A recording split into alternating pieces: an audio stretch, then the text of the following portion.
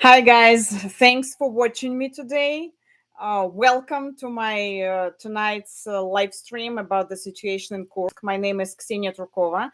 I welcome my new followers, new subscribers. If you want to ask me about something, you're welcome to send your questions to the chat. I saw already some messages in the chat, and some people are saying that some messages were deleted or something. I don't understand what happened, but I don't delete any messages, so it was not me. If they were accidentally deleted, it was not me, unless they are like highly offensive or something like that. They break some YouTube.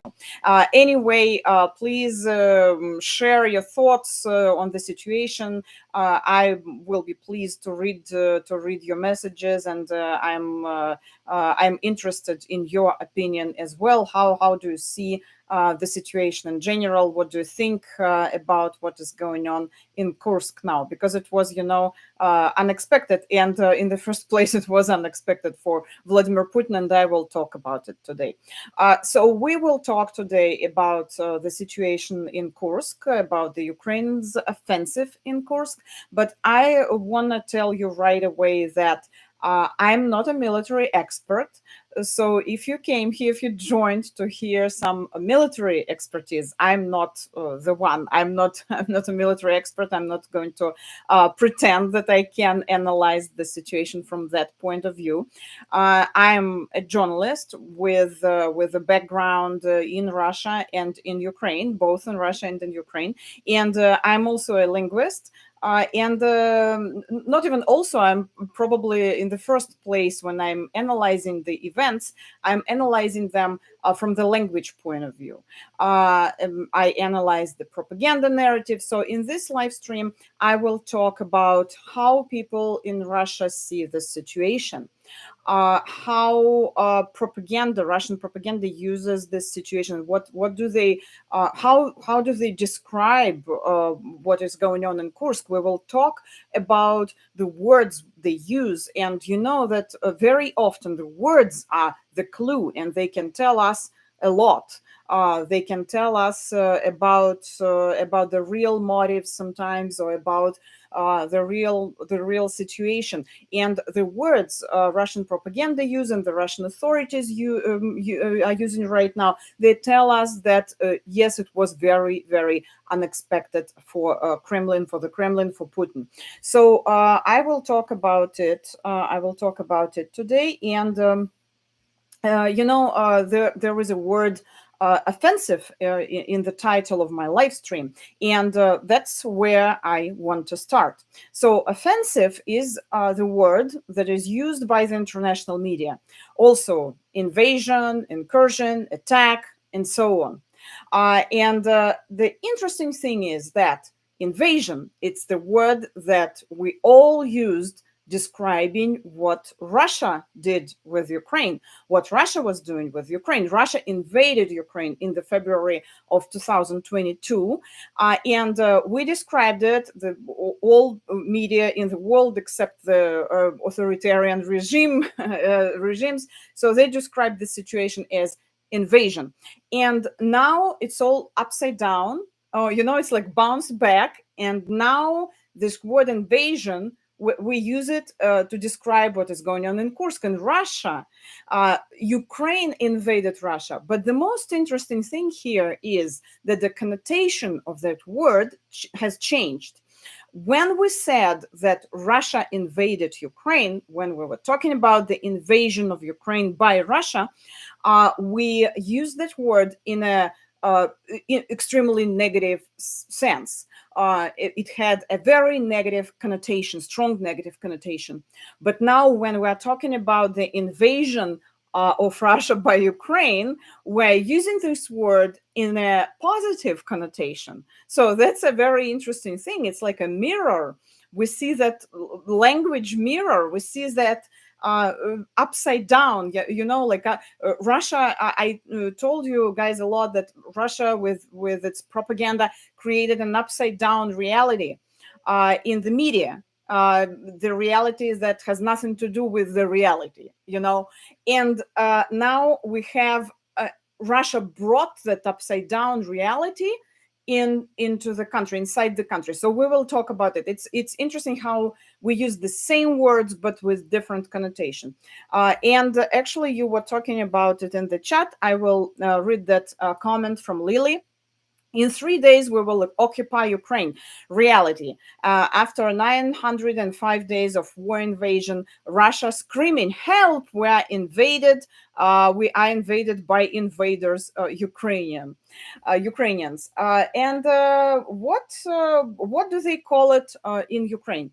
They use the same words: invasion, offensive, attack. So they took all those words like from Russia, and symbolically they took the initiative from Russia, and we see it by the wording they use, right?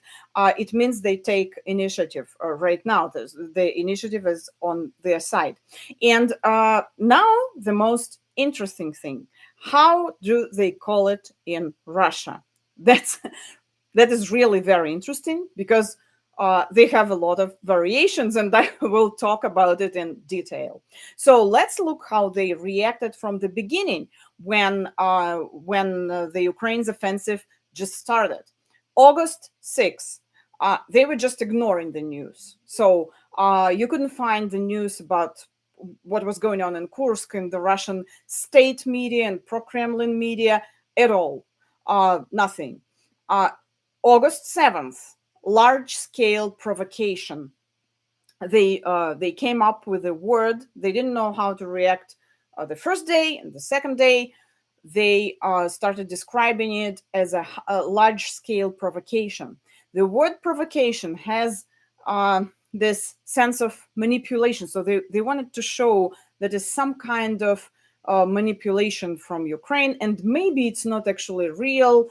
Maybe there was no like a real offensive, some provocation. So, but it was obvious from the beginning that they didn't know how to define it, how to identify it, what kind of words to use to describe the situation. So they were kind of lost because it was unexpected. August 8th, when it became clear that it wouldn't disappear in 24 hours, the way of describing it changed, and it became, that's my favorite, the situation. And if you look at the articles published on August 8th and 9th, several days in a row actually, or you listen to some TV reports, you will notice that they used that word situation a lot. Situation is the word that doesn't describe anything. Just the situation in Kursk. They use that word to minimize the damage in the eyes of the audience, to make it less clear, as not clear as possible. And it's a very widely used strategy by the Russian propaganda. So it's not the first time they use that. You remember we talked about I'm sorry, we talked about those informational euphemisms when they, for example, say when there is an explosion, instead of saying there was an explosion, they say it was a clap. Or they say it was a loud sound or something like that. Actually, the governor of Belgorod region, the second one, the Kursk region, and the Belgorod region close to each other. So the Belgorod governor, Vyacheslav Gladkov, he actually even got a nickname, Vyacheslav Khlapkov, because chlapok is a clap in the Russian language, and that was one of the euphemisms he used a lot. He said he used it every time when an explosion happened in the Belgorod region. And now they came up with this word situation. So situation in Kursk. For example, in a conversation with a temporarily appointed governor Smirnov, Putin twice referred to the fighting, to the battle in Kursk as a situation in one phrase. So in one sentence, Putin said situation. This situation in Kursk. The Russian state and pro-Kremlin media published the quotes, Putin's quotes as it is. Moreover, they added the word situation here and there in the article, so it was everywhere, because they, and you can tell by that seeing that they were using the word situation that much, you can tell that they kind of took a pause. They were trying to think like how to represent this, and they were waiting for the command from Kremlin, the media. I mean, I'm talking about the media now. So like, how will they tell us to define it? What will be the word we should use? And it's when I'm talking about the command from Kremlin, it's literally the command. Even when I lived in Russia, things were like that. Journalists would, and I left Russia 10 years ago, so journalists would wait for the command from the administration of the Russian president, and they would tell journalists what, for example, how to describe the financial crisis. I told you before, like the financial crisis in the world in 2008, 2009. They didn't want to just to pronounce the word crisis, so they asked journalists, recommended, strongly recommended journalists to say like financial troubles or something, and to add world financial troubles every time, because they didn't want to show people that there were some troubles in Russia. So it's a very, very common practice, and it was reinforced when the war started, obviously. So they didn't know what to say and how to react. And there was even a joke. There are already a lot of jokes and memes about this situation in the Kursk region. Why are the authorities slowing down YouTube in Russia? Because they can't slow down the Ukraine's offensive at Kursk. Actually, I told you in one of my videos, you can find it on my YouTube channel, that slowing down YouTube coincided with Ukraine's offensive in Kursk. And now it's very difficult or even impossible to use YouTube in Russia. So the Russian media don't really understand. They still don't understand how to describe what is going on in the Kursk region. If they say, for example, breakthrough, or they say the offensive, it's very close, like dangerously close to the forbidden word war. They can't use it. Also, if you say offensive or if you say breakthrough, you will show that the border was weak, and actually it's true, because apparently they didn't build enough fortifications, and they stole money that were supposed to be spent for for building the fortifications. There are already investigations made by the independent Russian media about that. So they can't use the words that show, first of all, the weakness of Russia, and second, the initiative that Ukraine has initiative. All right. Also, they can't talk about the seizure, the capture of Russian territory, and it's hardly mentioned at all in the Russian media. In fact, they actually do the opposite. They report about the victories of the Russian army in the Kursk region.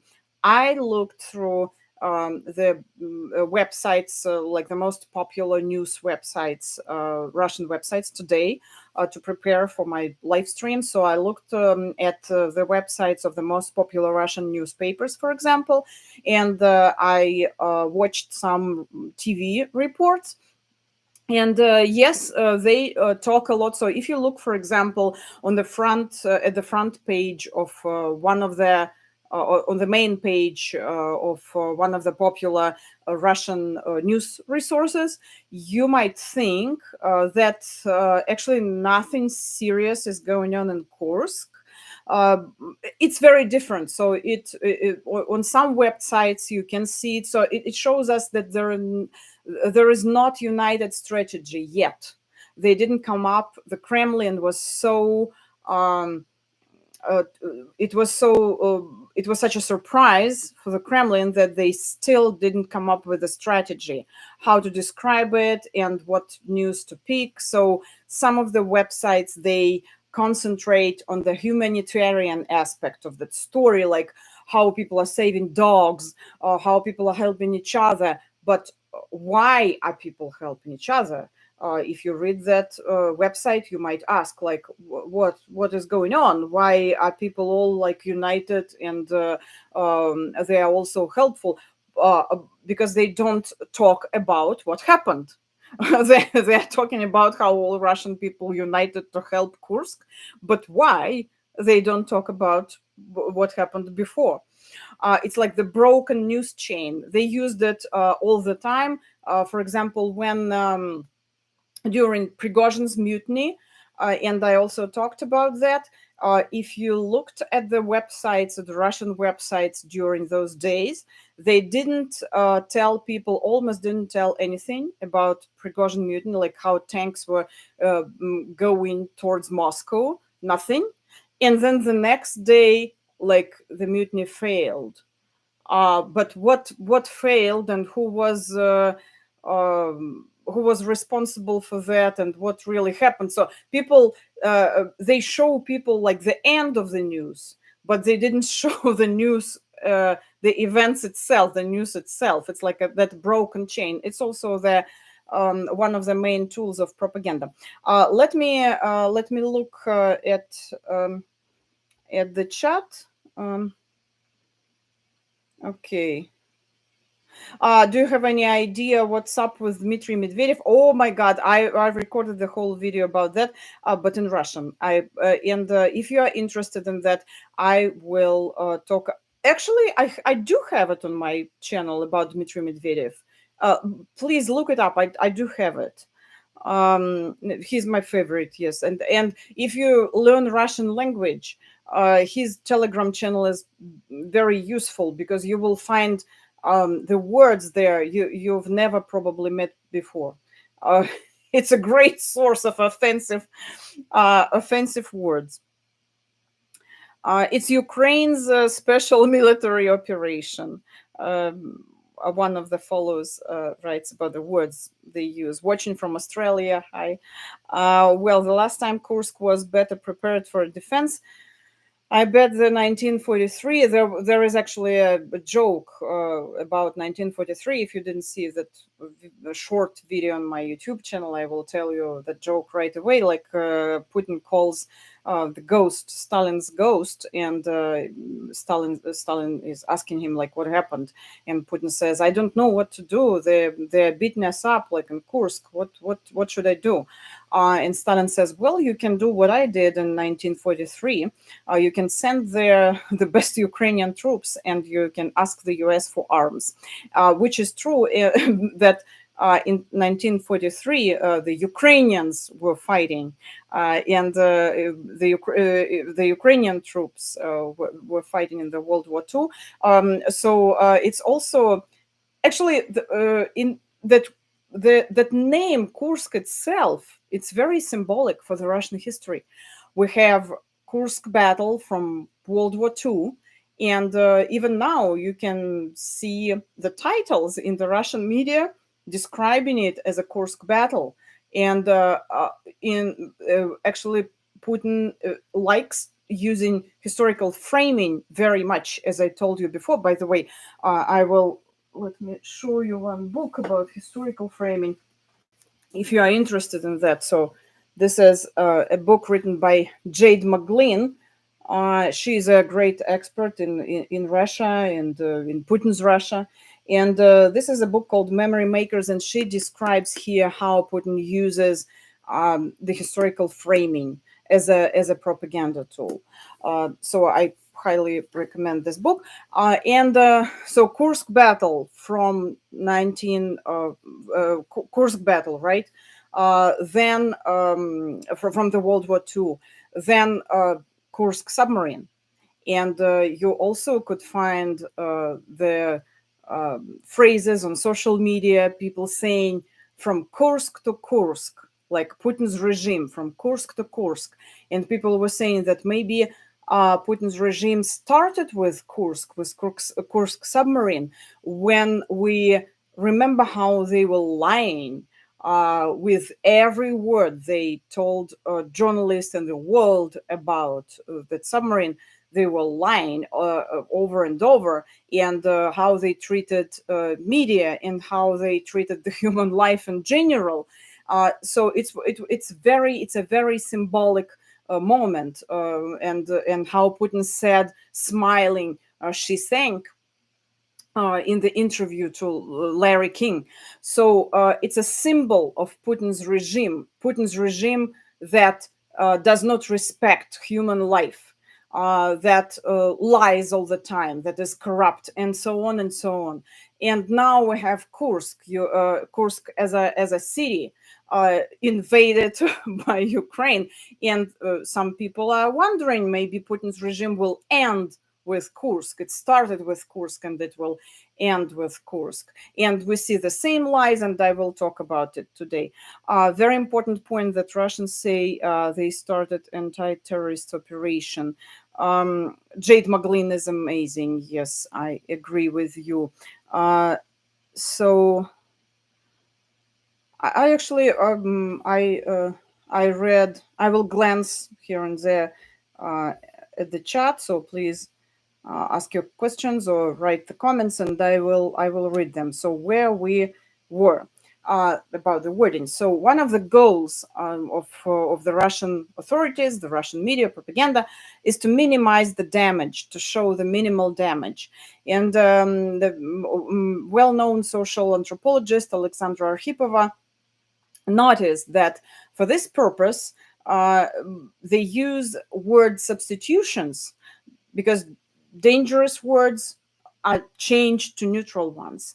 And she noticed that before describing an event, in this case, they would put the word attempt before the word itself. The word attempt next to the phrase about the Ukraine's offensive sounds strange, she says. It contradicts reality, because when you say attempt about some action, it means that the action itself did not take place. Right? When I say like there was an attempt of eating this piece of cake, it means I've never eaten it, right? So the word attempt, it like cancels the action itself. However, in the Russian propaganda, you can see attempts everywhere in the Russian media, and Alexandra Arkhipova even counted during the period. I'm sorry. She even counted, so that during the period of from August 6th to August 17th, 4,806 times, 4,806 times in the Russian media, the words attack, provocation, invasion, breakthrough, capture, offensive, was described together with the word attempt at the beginning.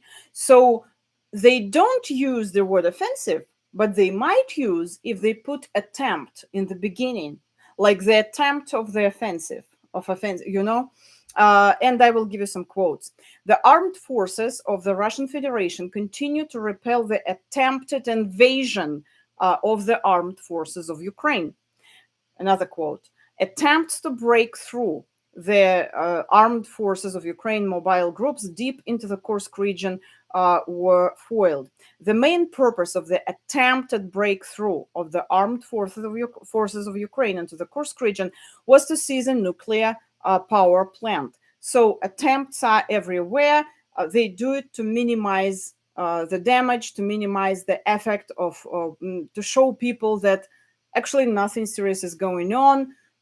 Russia is winning everywhere, and all the attempts of offensive or invasion are failed.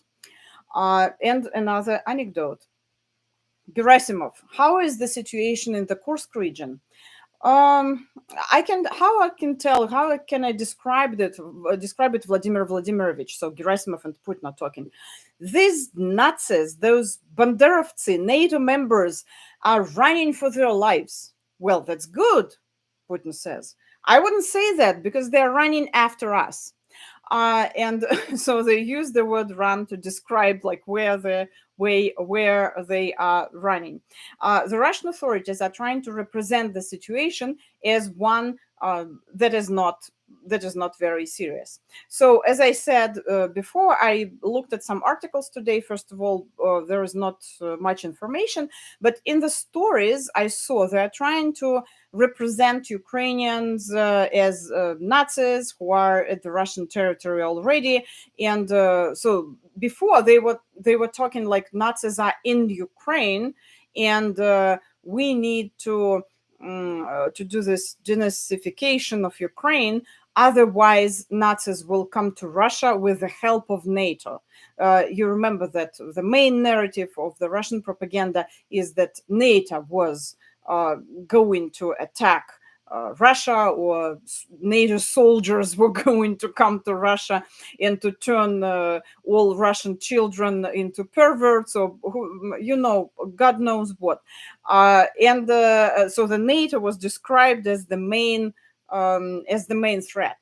And now they say, look what happened, like Nazis are already here. We need to fight Nazis. And this narrative is contradicting with the narrative that they actually didn't invade, that their attempts failed. So what is really going on? Are Nazis really in Russia, on the Russian territory, or their attempts failed? Nobody knows. And it's also one of the signs, like one of the tools of propaganda, to create a lot of narratives that contradict each other. But sometimes they do it on purpose to create like to flood people with different narratives. But in this situation, I think they don't do it on purpose. I think they just don't know how to react. Again, the media are waiting for some command, for some recommendation, like how to describe it. And also, so they want to show like how Russian people, here we see the historical framing I was talking about.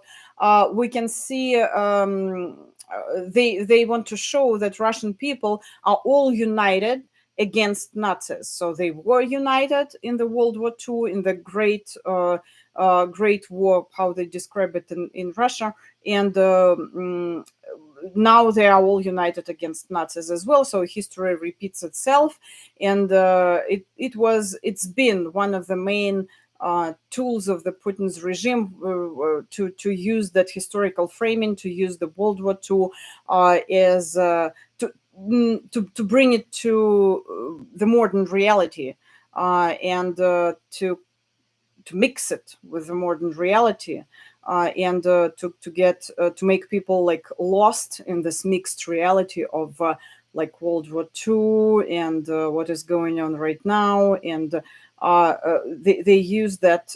They're still using that tool. We can talk about how effective it is now. I think it's not effective anymore, but they are still using it. And also, they use this old narrative, as I noticed in the articles I read. When they talked about sanctions, one of the main narratives was, we are not afraid of those sanctions. We can live without iPhones. We can live without Parmesan cheese and like different products. Because we're strong Russian people. When we're Soviet people, we used newspapers instead of toilet paper. So all those sanctions, Western sanctions, where we're not, they can scare us. And now they use the same narrative describing the situation in Kursk. They're saying we're all united, as in World War II. We're all united against Nazis, and we're all like helping each other. They can't scare us. So Western countries and Ukraine. So Western countries are behind that attack apparently, and they cannot scare us. A quote from the Channel First, the main state TV channel in Russia. The enemy attacking the Kursk region acts like a group of thugs. A group of thugs, a crowd of thugs and terrorists who are fighting with peaceful people, blowing up houses, capturing residents, robbing stores. Except that they will not succeed in scaring us. That's a quote from Channel First. The actions of Ukrainian militants, they name Ukrainians as militants. They used this wording, militants or Nazis, have only united Russian people. They support those who are in trouble. I mean, Russian people. They take them out of dangerous areas, provide them with food and water, and they are also at their own risk helping the army to destroy the enemy by reporting on the movement of Ukrainian troops. That was a quote from the Channel First, from the main state TV channel in Russia. As you can see, they use the word attacking, but they describe Ukrainians as thugs and terrorists and militants, and they describe their actions using the same words as the whole world used describing what Russia, for example, did in Bucha and in other cities of Ukraine, blowing up houses, capturing residents, and robbing stores. Although there are already videos with the Russian citizens, not Ukrainian military, Russian citizens who say, a journalist is asking the lady in Kursk, like, are you okay? Like, do you have food, water, like products? And she says, oh, we're fine here because we robbed the local store. So Russians themselves, they robbed local stores as they robbed Ukrainians in Bucha and other cities, and they do the same in their own cities. Meanwhile, on the Channel First, they describe the situation as the reverse situation, that Ukrainians are blowing up houses and robbing the local stores. So when they talk about how people are united and how people are helping each other, I need to clarify something here. Yes, volunteers in Russia do support people. They do help people, but only volunteers, because the local authorities, they don't do anything to help local people. As I said in one of my videos, Putin offered 10,000 ruble, which is about like roughly $100 or $110, for those who lost their houses in the Kursk region, who had to leave their houses. $100. It's very generous. And they didn't help people, according to the independent Russian news outlets. For example, Verstka, you can find those reports. They didn't help people to evacuate. I mean, the local authorities. They didn't help people in anything, and only volunteers were the ones who really helped the local people. Let me take a look at the chat again. Thanks for watching me again. The ability of the Russian to complain about being invaded with a straight face while they're currently invading the same people just amazes me, says Will. Are they so unaware what Russia is doing? You mean who is unaware? Just like ordinary Russian people? Because in the Kremlin, they surely are aware of what is going on, and they are doing it on purpose. On the TV channel, the channels, the Russian propagandists, they are aware of what is going on. They are not that stupid. They are also doing it on purpose. If you are talking about like ordinary Russian people, yes, there is some amount of people, maybe from like far from front line, or it's difficult to for me to estimate, because I don't live in Russia for 10 years already, so it's a little bit difficult to estimate. But from what I know and from what I see, yes, there are some people who are still not unaware. I wouldn't say they are unaware. So first of all, there is a category of people who are aware of what is going on, but they think that Russia is right. and they're not like well educated, and they do think that NATO was going to, I don't know what, do something very bad to Russia and to bring all bad to Russia and invade Russia or whatever. I don't know what. So they, for them, NATO is a like a big monster, and they were afraid of it, and they think Russia is right. Also, some of them think that it's all Soviet Union, like Ukraine is still Russia. It's not an independent country, so they don't see Ukraine as an independent country. So it's okay to invade because it's not an invasion. And there is a category of people who are not unaware, but they don't want to be aware. This category, I would say, they are like more educated people, but they just want to live their lives and they want to pretend that there is no war in the country. But since Kursk offensive situation, invasion, it will be very difficult to pretend further that war is somewhere far away, because it's close. It's getting closer and closer.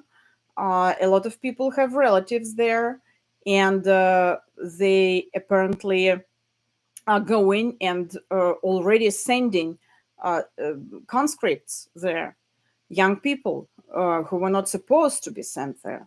And so there will be a lot of families who, with the family members who left, they already have a lot of families where like they've lost their brothers and sons and fathers, and there will be more. So since Kursk started, it will be more difficult to pretend that there is no war. And I don't know how people will. I still see like on social media, some of my old acquaintances from Moscow, like they live their lives, they post pictures from restaurants saying like how Moscow is beautiful, and like there is no war at all. They're still doing it, but as I said, I think it will be more difficult. Okay, they used to be. Okay, you're asking about some YouTube channel. I will look at it a little bit later. NATO is mentioned less in Russian media, from my understanding. Jade Maglin's book Russia's War is a depressing read. I'm not sure how accurate it is. I think it's pretty accurate. I read that book. It's a very good book, Russia's War. And if you are interested in Jade Maglin's expertise, I just want to mention that Russia's book, it's a book like for general audience. It's not it's not an academical book. The book I showed you, that Memory Maker's book, this is an academical book written with in academical language, but both are very interesting. As an ex-submarine, I send condolences on the loss of the submarine Kursk. I did not ever imagine that I would be looking at tank battle in Kursk. Okay, thank you so much for your questions, for your comments. I'm always glad to read them. So going back to the story about volunteers and how they helped people, but the local authorities did not help people. The interim governor of Kursk region, Alexei Smirnov, and federal officials have not visited any of the region's embattled districts during the 12 days of the Ukrainian offensive. None of them. They have not visited any of the region's embattled districts. Again, this is evidenced by data from social networks of the regional authorities. The closest place to the combat zone where Smirnov and the first deputy chairman of the presidential administration, Sergei Kiriyenko, visited was the town of Kurchatov in the Kurchatov district, where the Ukrainian armed forces did not enter. The town is about 30 kilometers from the front line. So they They are scared, they don't care, or whatever you can suggest here, I don't know, but the fact is the fact. They are not helping people. So Russian people apparently are not that united how the first channel of Russian TV is trying to tell us. There are still volunteers, as I said, good people who are saving uh, people and animals, and they're helping them. And actually, if you follow in Ukraine, they're talking about creating the humanitarian corridor and to let people from the Kursk region into Ukraine. There is a discussion in Ukraine now in the Ukrainian society because, as you can guess, Ukrainian people won't be very happy to see Russian people from the Kursk region who supported Putin. They have a lot of Putin supporters, and they didn't say anything against the war. There were not any like mass protests against the war, so then they wouldn't be very happy, very enthusiastic and excited about seeing those people in Ukraine. However, the Ukraine's official, they say about the discussion in the society, they say we understand your feelings, we understand your concerns, but at the same time we need to show our allies, we need to show the civilized world that we are civilized, that we act like a civilized country, that we are not on the official level, we are not like saying ha ha ha ha, we're happy that people are suffering. We shouldn't do it as officials. Of course people do it on the social media, and there is a lot of excitement and hope that a Kursk operation brought to Ukraine. Uh, People were in Ukraine were feeling exhausted by that war. 2.5 years, they were tired. They were exhausted. Some of them, although the hope has been very strong in Ukraine, some of people they start losing that hope, and that fatigue was actually it was understandable. But that Kursk operation, they brought a lot of hope into the country. Again, as I said in the beginning, they feel that they have initiative now. Also, they feel that they can, like troll Putin, or when they remove Lenin from in one of the cities, or they remove the symbols of Russia. They do exactly the same what Russia was doing when Russia occupied Ukrainian territory. So they kind of bring it back, and they troll Putin. And Ukrainians, with a sense of humor, they see this surprise offensive as a sign of hope. It's a sign of hope for them. And it's understandable. Going back to the Russian officials, the Russian authorities, and how they lie about the situation in Kursk, they are also lying about participation of the conscripts. Vladimir Putin said in March of 2022 that, quote, conscript soldiers are not and will not participate in combat operations, end of quote. Although the day after the statement, the defense ministry acknowledged the presence of conscript at the front line, there was no mass dispatch of conscripts to the front. The offensive on the Kursk region may radically change the role of conscripts in the war in Ukraine. When the armed forces of Ukraine broke through the Russian border, conscripts were already serving in the region, including guarding the border. Some of them were even captured by Ukraine, and commanders refused to take them to the rear. Now a number of independent Russian news outlets, such as Verstka and iStories, Important Stories, and Agentstvo agency, and other news outlets, they talked to the mothers of those conscripts, and they say they sent there a lot of people, a lot of young people, who were not supposed to be there. They are not prepared without necessary ammunition, and so they sent them from different regions to the Kursk region, and mothers of several conscripts told, for example, the news outlet Agency Agentstva, that Russian conscripts were being prepared to be transferred to the Kursk region, as I said, not prepared and without the necessary ammunition. And it's like new их там нет. There is an interesting Russian word combined from three different words. Их там нет.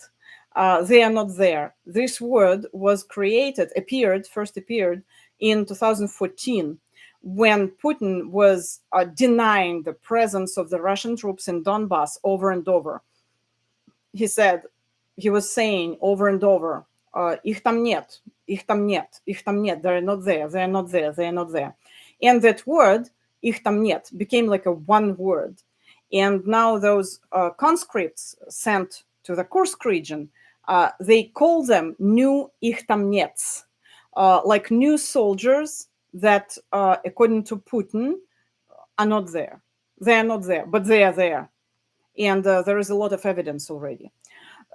So let me look again at the chat, and we will slowly go to the conclusion. I read that message. Do you think 10K rubles were another way for Putin to show people that it's just for a few days and they can return back to their homes? I don't think so. I just think that maybe it was one of the reasons, but not the main reason, because that's just how they treat people. When they want people to kill Ukrainians, they pay them a lot. They promise them everywhere like good salary. They are trying to hire a lot of people, and they like motivate them with money. Money is the motivation for most of the people who are fighting in Ukraine, not patriotic feelings. And so when they need soldiers, when they need people to kill other people, they will pay them a lot. They have those money. When we are talking about like helping people who lost their houses, who lost like everything, they would give them something just to like get rid of them. And it's just the way of treating people. The way of treating people, and those people. The thing is that those people, they support Putin. They think that Putin he just didn't know. If you saw those videos when they are like referring to Putin, they're asking for help. They think that Putin was unaware, and it's also like a common thing in Russia. They think that there is a good Tsar and people around him are bad, and poor Tsar, he doesn't know like what is going on. Maybe it's possible like for 2 or 3 years, but Putin is in the power for almost quarter of the century. And it's just ridiculous that he is not aware of something. We all need to look for solutions to end the special military operation. I noticed Bortnikov's wife was published several articles on the topic of cross-cultural communication and teaching languages, topics you are involved in, broadly speaking. Have you read her work? No, I didn't, and thank you for that referral. I will look into it. It's very interesting. Thank you. Okay, so what do we have like as a conclusion? What are the main takeaways? First of all, we see that it was not expected. It was a total surprise. That's why, and the words tell us this. Words are the evidence. They tell us that Putin was taken by surprise. He didn't know it would happen. They still didn't know how to react. They still are trying to pick the strategy, and the main Russian media still didn't have the main command, like how to cover it and how which words to choose. They are talking a lot, they concentrate actually on the humanitarian aspects, like the whole country is helping Kursk, people are united, they are saving people, they're saving dogs, Russian people, they have great soul, and they're always helping each other. But by concentrating on that humanitarian aspect, they are like covering, they're hiding the military aspect of the situation, they are avoiding of talking about it. And if you look at the Russian media, as I said, you will see almost like all the reports are about that, like how people are helping each other. A Russian political analyst Alexander Morozov, who lives in Czech Republic in Prague, he said, "I opened RIA Novosti, it's the state news agency, today. I looked through it, and there was not a word about Kursk or the war at all. There is only one column by Victoria Nikiforova about the need to destroy Ukraine completely, and no other reports at all. We should assume," Morozov said, "that some command from Putin is being carried out to remove everything current about the war in general." So there is definitely a command to minimize the information about the war while they are working on the strategy of how to handle this situation. And finally, one more important thing: there are no stories. This is very interesting. There are no stories about crucified boys. If you remember a story about crucified boy, it became like a symbol of fake news, of Russian propaganda. It was, you can find it in Wikipedia as a meme. It's a meme. It happened in 2014 in Donbass, and the reporter from the first Russian state TV channel, went there and um, made a story, filmed a story about some woman who was saying, like almost crying, how Ukrainian Nazis, they crucified 3-year-old boy who was wearing only underwear, and she was telling that story, and they crucified him in front of everybody in the central square. Of course, it never happened, and it was very easy to get evidence that it never happened. You can find the woman was actually, it was not like a staged interview, but she didn't see anything, and she anything like that, and she was, as they found out later, she was a wife of one of the Donbass backed by Kremlin militants. So the whole story was like a fake from beginning, from scratch, created from scratch. And a group of independent journalists, they went to Donbass and they figured out very quickly that there was no crucified boy, any sign of crucified boy there, and the crucified boy became a meme. As like symbol of Russian propaganda and fake. So now we don't see any stories about crucified boys, any stories about horrors in Kursk made by Ukrainian troops. We hear the general words, like they're blowing up houses, they're robbing people, like very general. They described it vaguely, but they don't tell any like particular stories.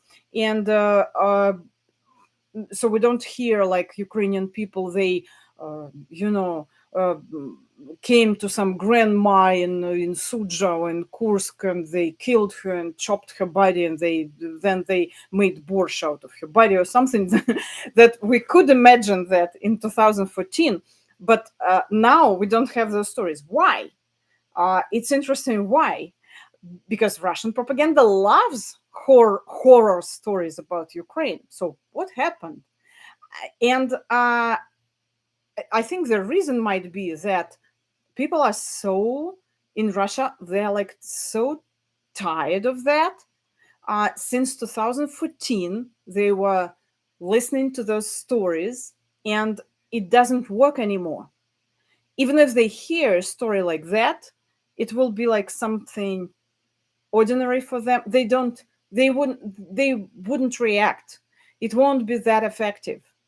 And so they don't tell their stories because that propaganda tool, it lost their power. It doesn't have a power anymore. So and it shows us that that strategy chosen by propaganda for not telling those horror stories, that people are really tired of war. So Putin now is in a difficult situation. After the Ukrainian armed forces moved the war into internal Russia, they brought war into Russia. Putin's next moves are all bad. Either to bomb Voronezh, and you can find this video on my YouTube channel. I talked about this meme and I explained it. What does it mean to bomb Voronezh? It's an old expression from 10 years ago. Also, like to do harm to yourself or to your own country, or so either to bomb Voronezh, or rather to the occupied districts together with the gas pipeline, or leave everything as it is, throw hundreds of conscripts there with no guarantee of success, so-called meat attack. But the further it goes, the higher are the risks of the frustration in the society, and people's just discontent that could lead to the mass unrest. And a Russian opposition politician, Dmitry Gudkov, he thinks that there are other options that Putin is clearly afraid of, but we cannot rule them out. I quote Dmitry Gudkov: "We cannot rule them out either, for that is why he's a mad dictator. If Putin cannot quickly and with little blood squeeze the armed forces of Ukraine back, and something tells me," says Dmitry Gudkov, "that this option has not yet been realized, then it remains either to declare a general mobilization with the closure of borders, or to press the button." And this is the dilemma Joe Biden was talking about. You remember when he gave a comment on the situation in Kursk, he said that there is a dilemma. It's a big dilemma for Putin. And this is a dilemma, because every move will be bad. All moves are bad now for Putin, and he is really in a difficult situation. So why do I get commercial while watching live video? I don't know. I need to check it. Do you have a sense of how Ukrainians in Ukraine are feeling about the Kursk offensive? I was talking about it, Roman. I talked about that, how it brought a lot of hope to Ukrainians, because they were very tired of war, 2.5 years, and for some of them, they started losing hope in winning. Although the hope in Ukraine was very strong all the time, they all believed in winning, in victory. But in the last month, especially with Western countries hesitating with the military aid and so on, so they are starting losing hope. But the Kursk operation brought a lot of hope, and like inspiration. Okay. Some commentators say that the Ukrainian resources could be better used to beat back the Russians in Donbass. Yes, I heard about that as well. But as I said in the beginning of my live stream, I'm not a military expert, so it wouldn't be right if I comment on this. It's not my area of expertise. But yes, there are opinions like that. It's true, Ukraine doesn't also release those figures, but Ukraine is fighting for survival. Putin can stop the war.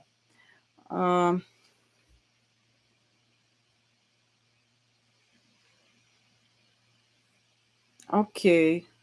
Thank you so much. Thank you so much for watching me today. I will catch up with the questions, and I will pick some questions later, and maybe I will record the separate videos on that, because I cannot reply on some of the questions right now, because I don't have the numbers, and I do want to give you like the proper answer, and I will record some videos answering your questions, guys.